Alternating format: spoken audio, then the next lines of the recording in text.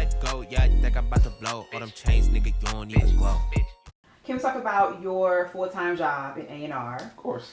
And, I was listening to your song 511, and you mentioned that, your job is to find artists based on, data and trends, right? I'm the talent, finding talent, using data and trends. They always ask, yo, Dave, I know you rapping as an A&R, but which one you like better? Man, it really depends. I did say that. Yes. I caught on there. I caught that. Yeah. So, do you feel like what you do in the search for data and trends, does that replace artist development?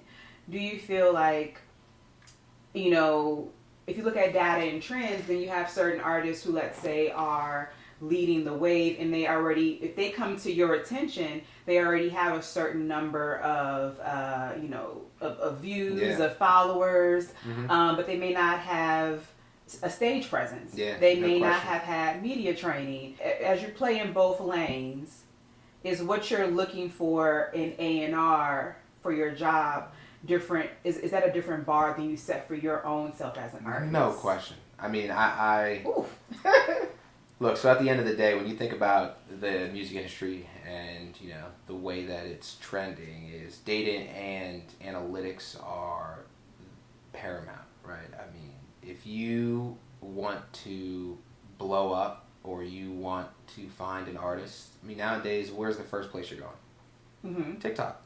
You're going to TikTok because that's where all of the short-lived singles and, real viral moments are created that allow the actual data and analytics to show, like, what we like to call the hockey stick curve, or just like real exponential growth, right? So, from my perspective, I think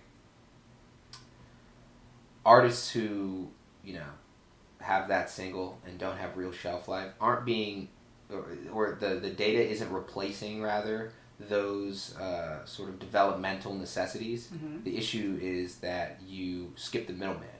And in this case, the middleman is really important, right? When you think about artist development, I mean, you need a full brand, which is what, my whole team has been working on for the last 18 months. I mean, versus thinking about, okay, how much music can we pump out? Mm-hmm. It's, we got music.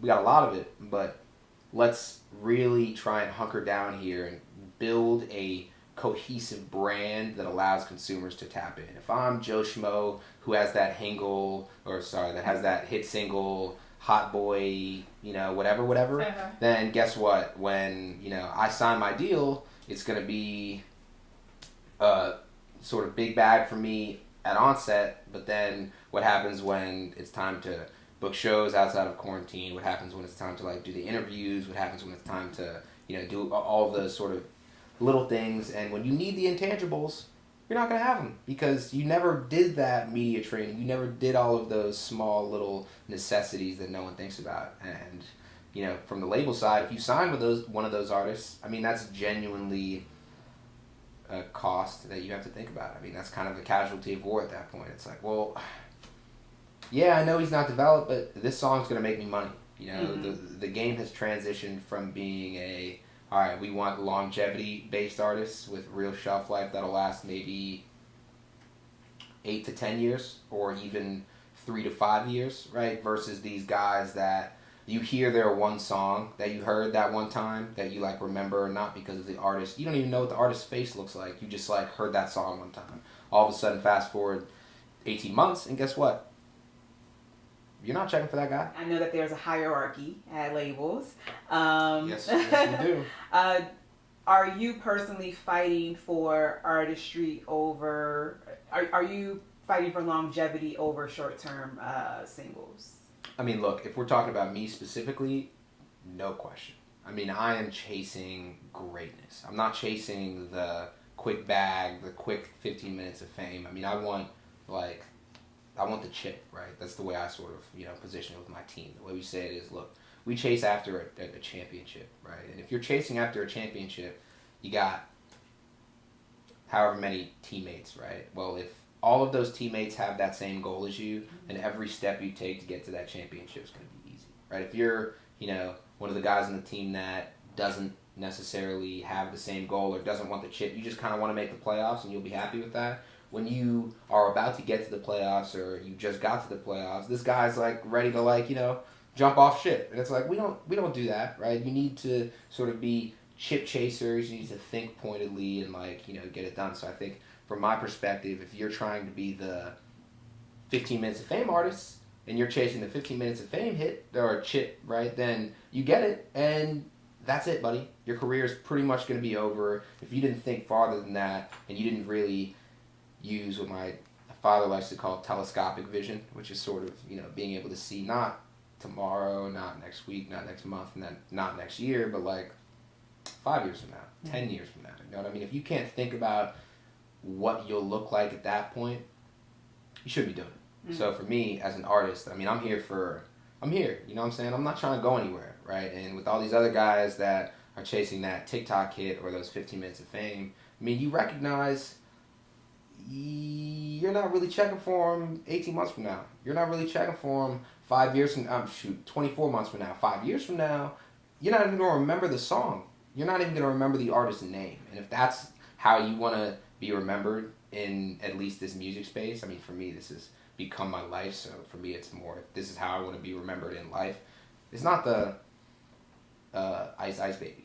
You know what I mean? I'm looking for the, you know, Miseducation of Lauryn Hill. I'm looking for, like, the, you know, I got kids in their college dorm rooms who put my, you know, poster up on their wall type shit because they genuinely see what it meant to, like, chase a grind and, like, you know, not sort of think about this one little small piece of the puzzle. No, I'm thinking bigger than the puzzle. I'm thinking the table that the puzzle's being put together on. You see what I'm saying?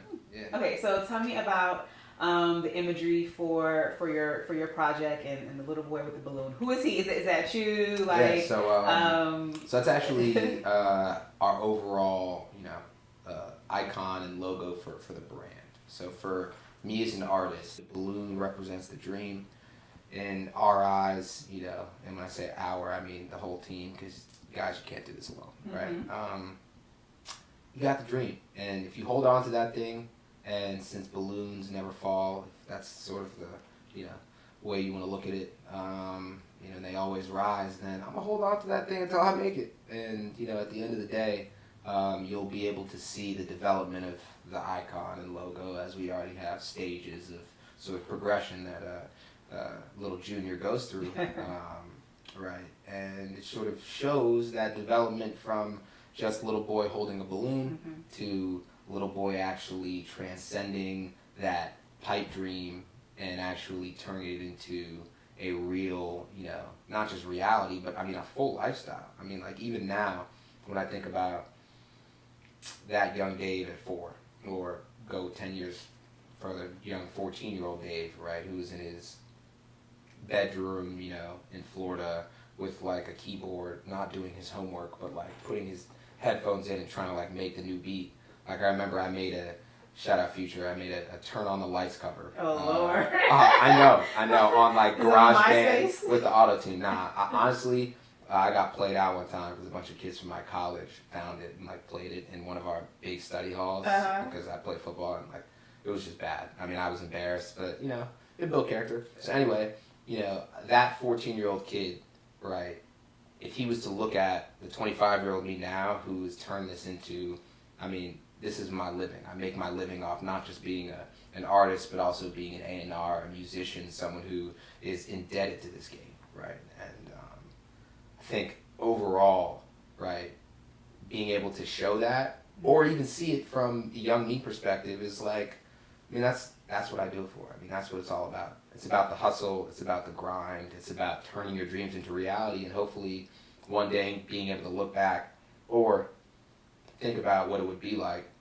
to look in the mirror as 4-year-old Dave, or as 4-year-old Zahn, right, or 4-year-old whoever, and you know, look in the mirror and you see where you were at today, right? I just turned 25, so I had to sort of do that realization. You hit a quarter century and you're like, oh my God. Definitely a crisis. Right now I'm closer to 30 than I am to 20. Like, what's going on? Right? So for me, you know, looked in the mirror, saw where I was going and what I became, and, you know, pretty happy.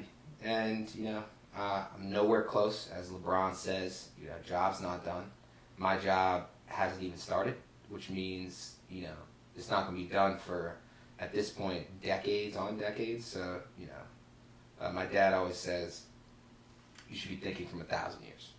Right? That sounds crazy, right? Mm-hmm. But if we look at, Chinese dynasties, right, they were all 1,000 year sort of, progressions. And if you think it from an eon perspective, and if I just told you that I'm doing this for decades, right, then it's just not about me, right? It's not me being selfish thinking about, I just want to be like a rapper, I want all like the, fame. Nah, I'm trying to build a legacy so that not my kids, not my grandkids, not their grandkids, but those grandkids are going to still remember what not just I built, not just what my sister, my other two sisters, my family, right, the whole sort of entourage of folks is built too, right? And I think that's the most important thing. Not a lot of people think that way. I've been very blessed and privileged to have interviewed some legends and some people that, we both admire and that we're fans of. And,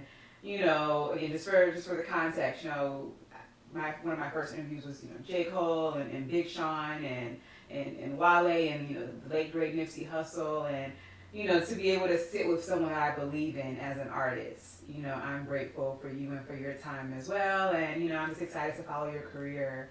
So yes, thank you so much. I appreciate that, for real. That means a lot, and thank you again for having me, the rest of the team here, to be able to, enjoy your company and answer questions. I don't know if you want me to plug you, but we're about to do a little fashion shoot for your bag. I'm a little excited.